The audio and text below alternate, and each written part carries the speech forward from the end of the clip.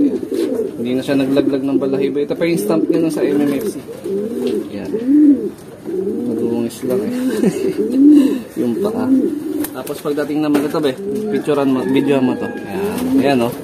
Oh, hindi pa siya kulay itim kasi pagka itim na yan, medyo dark na, pangit na. So yung pinaka ano niya, picture niya. Ayan. Pink pa rin, tapos bilugan.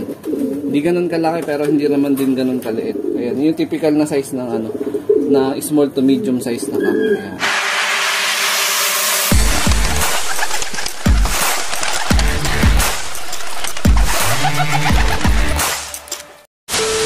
Good day mga ka-EA support! Today's video, ayan, so Wednesday morning ngayon. Ito ang karugtong ng pag-update natin sa daily routine natin patungkol sa preparation natin sa apparel lap. Ayan, so pip lap ng BBCM North. So far so good. Medyo sumablay lang talaga tayo ng first lap. Late si Franco ng 3 minutes pero may reason siya nun kasi inabot siya ng sakit that time. Parang nagkaroon siya ng salmonella. Doon sa mga followers natin, subscribers na nakapanood ng preparation natin ng first lap, di naman natin ginusto yun. Pero ang maganda, umuwi siya nun, kinapos lang 3 minuto. So second lap, third lap, and fourth lap, clock tayo nun. So iba-ibang senaryo ng speed, iba-ibang senaryo ng arrival yung kanya. So ngayon, preparation para sa pip lap na tayo. So dito nyo mapapanood dyan sa ating YouTube channel naman. Ayan, yung mga breeder natin dito, meron tayong mga unexpected na i-extend ng pag-breed. Meron din namang totally paklasa na. So, ang senaryo, etong pulahan natin na Reso, na inbreed yung anak. Nakapagpapisa na tayo ng first clutch dyan, kaya lang na-i-out natin kasi nangailangan tayo ng financial pang medical assistant nung anak ko. So, yung latest nila dyan na 7 days old na egg is bigla na naman tinayuan nung breeder. Kaya yan, wala na silang egg dyan. Pero wag tayong magalala kasi dito nga is pinaposter ko na dito. So ang usapan, last clutch na to. Ayan, ito ang African Black Eagle. Pero hindi po ko naman yung katawan ng mga breeder. Goods pa naman, pati yung droppings good pa. Kaya i-extend na lang natin sila. Sila yung magiging survivor, savior pala nung mismong egg, nung Reso. So last na yan, pang poster. Tapos ito rin, nagpa-poster din tayo dito. Dapat is last clutch nila, pero egg dapat nila. Kaya lang ang naging senaryo, yung binugang egg nung Alphonse is nabasag. Kasi hindi ako nakapag-refill ng paso, ng buhangin sa paso. So ang naging tendency, yung isa nating pair ng mga pliers doon na pang south, no? Si Chocolab tsaka si Ikapito, mga solid naman yung mga bloodline doon. Para sa akin para sa akin. Sayang naman, nagbuga na sila ng egg na merong similya. So, minabuti natin na ipaposter. At, syempre, eto na yung kinalabasan nung kanilang egg. Yung isa dyan, siningsingan ko ng comring na PHA. Yung isa naman is club ring na SJDM RPA. Yan. Medyo maganda naman din kasi nagiging resulta nila sa ngayon, yung mag-pairing na yun. Kaya, binuhay natin yung kanilang itlog o yung iba-iba nila, no? Ito, last clutch na. Last clutch, itong dalawa na to. Pagpapahingahin na natin. Next week, walay na yung mga young bird nila. Ito, syempre. Ayan, pasintabi na lang sa mga kumakain. Yung nandito sa flooring, hindi ko nabibidyohan kasi mga droppings sila dyan, pit-pit na eh. So, medyo dito na lang sa may, nila, perch. Ayan, ito, yung perch ni Franco. Ayan. So, goods naman yung droppings ni Franco. Ayan, no. Pero yung pares niya nandito, naglilimlim. Ayan, no. Ayan, dito lang siya na malagi. Ewan ko, ba't trip niya dito siya. Ayan, no. So, check nyo yung appearance ni Franco. Hindi pa ako nagsimulang mag-toss ulit sa kanya. Arrival natin ng Sunday. Siyempre, pag-uwi nun, pahinga na. Recovery. Monday, pahinga rin. Siyempre, whole day. Wala siyang, wala siyang low fly. Martes na ako nagpa-low fly sa kanya. Ayan, pero umaga lang. Saglit lang lumipad eh. Tapos pumasok na naman din agad. Ayan, nagbuta siya nung Sunday pero inobserbahan ko ng Monday, Tuesday kahapon. Wala naman siyang unusual na droppings. Magana naman kumain kaya goods na to para sa akin. Ayan, ito yung Team South naman natin sa kabilang side. Team South, nag-toss na ako ng Monday and Tuesday. Ngayon Wednesday, basketing naman namin ng training ulit is hindi na tayo magtotoss. So more on na sila. Ayan mga droppings ng Warriors natin to eh. Ito yung parent nung young bird na pinaposter natin doon. Yan si Chocolab. Red Batusay Cross Miss Puyuto eh. Yan, ito so far, ito yung medyo nagpapakita ng speed sa atin. Tsaka, wag na ito. Hindi tayo pinapahirapan pagdating sa trappings. Tapos pagdating naman dito sa kanan, si Ikapito. Full sib ni Lady Mina to. Javier Leyte finisher. Mga panlaban natin sa South. So far, so good nga tayo. Diba? Wala pa tayong bawas sa South. 6 pa din. So, matinding ipunan na ang kailangan natin gawin. O kailangan kong gawin dahil siyempre, after ilang weeks na lang yan, kung makakalusot sa pinaka-training ang ating ibon, automatic. Lahat yun, kailangan nating entryhan. No? So, meron dyan, mga karamihan, naka-YB no? Sa BFRC. Pero kung di tayo makapaglaro ng BFRC kasi may conflict pala sa schedule, walang magkaarga ng ibon, itatawid natin ng SJ MMFC. Ang plano, ano na lang, SJ Old Bird, MMFC Old Bird. Or kundi naman, BBCM Old Bird lang. Ayan. Ayan yung mga iba nating mga ibon. Yung dalawang pan-south nandun, no? Si Yasha, Javier Leyte line pa rin. Tapos si Takamura. Ayun. Yung full sib nung nag-latest na Apari finisher natin na naibigay ko dun kay kay Boss Jordan. Yan, yung full sib niyan, naglipad na rin si kumparing Dabarkads na wala ng ng super smashan. Pero nag 9th overall sa kanya sa pantries. Yun, nagresulta sa kanya. So tayo, tingnan natin kung magre-resulta to. So shoutout kay Presron Rosales. Ayan, lahi yan nung jersey niya. Nakakross ko dun sa Old Line Victor Lim. Ayan, nandito yung Old Line Victor Lim natin eh. Na Sir Dennis Palma line. Nasaan na ba yun? Ito. Ito yung tatay. Ayan, tingnan nyo. Kalapatids. Mahihain eh. Ayan oh, ganda ng eyesight no. Ayan, ready to breed na rin to. By January, hahanapan ko na to ng kapares. No?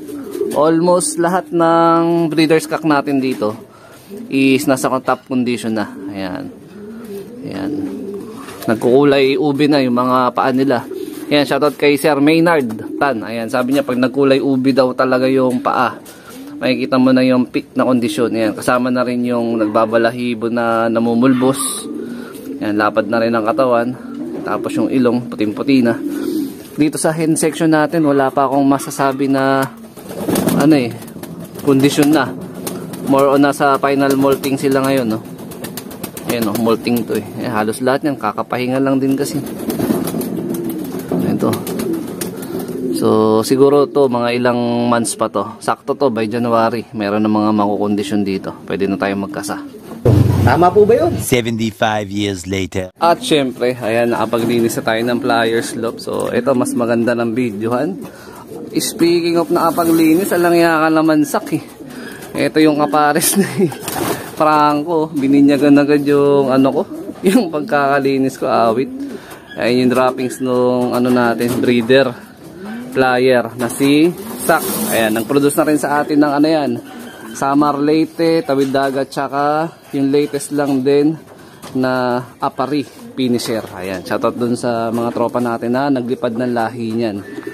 Ayan, tapos ito na yung iba nating team south, di ko napawalan kasi nandito sila sa may aviary. Tapos si Franco, tsaka ibang team south, halos 2 ikot lang, pero okay lang.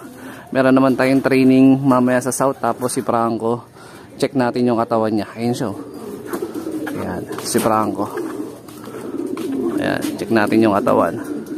Kung effective ba yung pinagagawa natin sa kanyang recovery, conditioning, at kung kakayanin niya ba ang nalalapit na piplap apari race natin sa linggo. Ayan, basiting na natin ng Friday. So Wednesday nga ngayon. So meron pa tayo nalalabi na 3 araw. So Wednesday, Thursday at Friday. Ayan. So problem ko lang is kung kanino tayo magpapasabay ng basketing sa Friday. Pero may nakausap naman akong tropa. Kailangan ko na lang i-confirm yung mga kailangan gawin. Dahil alam nyo na, meron tayong pasok. Tapos sa linggo, ayan, isa rin yan sa problema ko. Possible na magkaklak at mag-aabang sa aking ibon. Dahil papasok na ang December. Medyo busy na sa trabaho. Pero subukan kong kumontak ng tropa para sumilip dito, para abangan ng aking ibon. Pagka wala, baka si Airpat na lang, paluwasin ko na lang from Quezon City papunta dito sa Bulacan. Si Airpat na lang ang mag-abang. Ayan.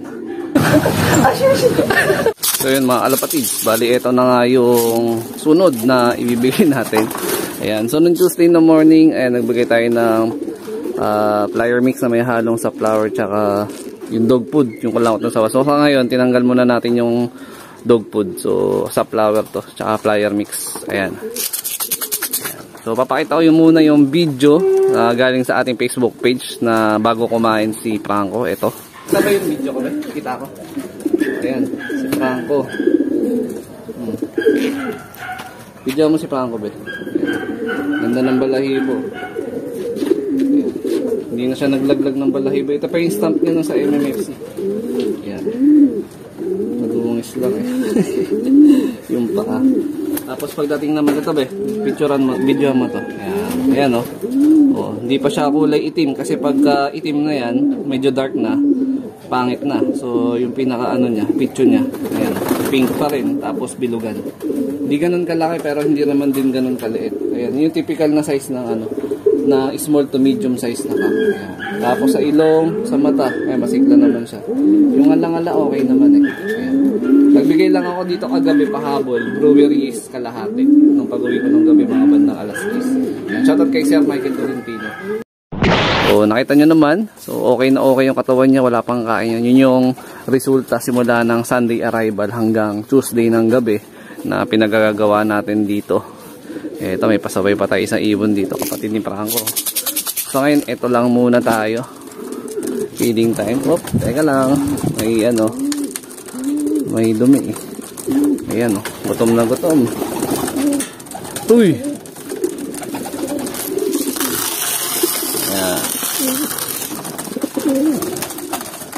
Ayan, grabe si Siba, diba? Nakakatuwa sila na nakakalungkot. Nakakatuwa kasi nga ang lalakas kumain. Nakakalungkot kasi ang bilis maubos ng patoka. Bibili naman tayong bago. Yun yung realidad. Ayan si Franco. Mas gusto ko yung ganito na ikipagdigmaan sila sa kainan, bata pa lang, para pagdating sa truck, kasi in reality ganito talaga yung magiging senaryo nila sa truck. Ayan, so dapat sanay sila sa dikdikan. Ayan, so Sunday nag-arrive si Franco, binigay natin dun ideal pills agad, dalawa, tapos power wings nagbigay ako sa kanya kasi hapong-hapo siya that time eh. Pagdating naman ng Monday, maghapon siya nagpahinga, nagbigay pa din ako ng ideal pills nun. Tapos ano pa ba binigay ko sa kanya nung Monday? Stag developer umaga, flyer mix lang sa hapon. Yun. Tapos pagdating ng Tuesday, yun, nagpaligo na tayo ng ibon. So naligo naman si Franco. Tapos sa patoka nga, yun nga, nabigay tayo ng may halo ng dog food sa flower. Tapos nagbigay na rin ako ng ideal pills pa rin. Tsaka cod liver oil, yung soft gel, ng umaga, mga around 9 or 10. Yan. Pagdating ng gabi, pag uwi ko nung Tuesday is ano na, kalahati lang ng breweries.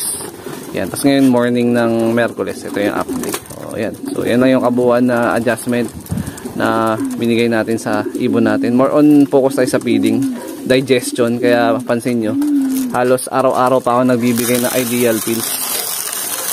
Pagdating naman sa mga iba nating flyer, yung hindi pa naka-derby mode, naka-pan-training lang, tsaka pre-con lang, support ko sa ano, digestion nila, yung victory pills. Medyo mas mura kasi yan. Medyo mas may mataas kasi yung presyo ng ano eh, ideal. Kaya yung ideal, pan-derby race ko lang talaga. O, ayan. Tapos, plain water lang tayo.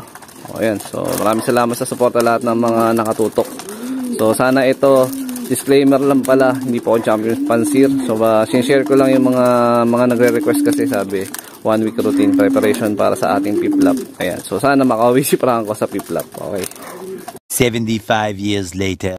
Yun mga kalapatids, para sa kabuuan ng ating Wednesday routine. So, ito. Time check natin, alas 9. So, B22, vitamin Shan support. So, yung description, nandito naman sa likod kung para saan.